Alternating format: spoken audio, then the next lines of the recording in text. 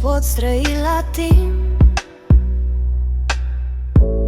Revine mai târziu, sub altă formă, o altă iubire, un alt anotimp. Nimic nu se pierde, totul se transformă. Poate că așa e scris, să-ți fie simplă lecție de viață,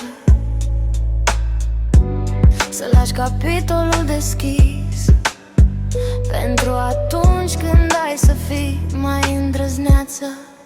Tu să înțelegi că e doar o schimbare, că tot ce-ai trăit a fost o provocare.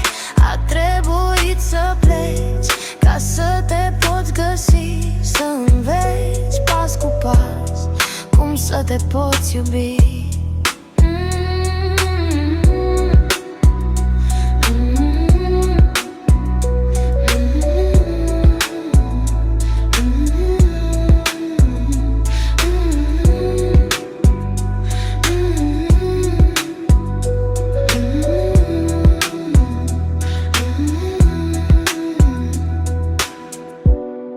Tot ce simți îți pare un sfârșit,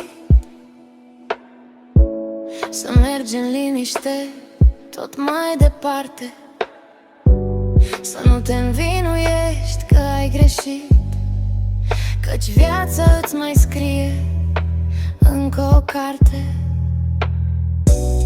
Un nou roman, un vis de mult uitat, cu multă iubire și doruri tăinuite, căci nici o secundă nu ai încetat să lupți să le vezi în sfârșit împlinite. Tu să înțelegi că e doar o schimbare, că tot ce-ai trăit a fost o provocare.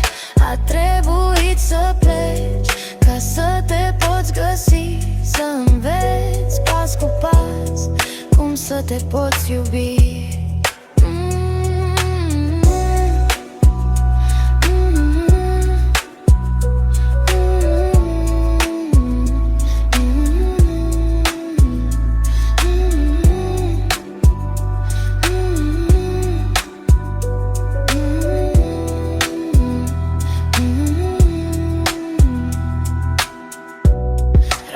Ușa deschisă spre soare,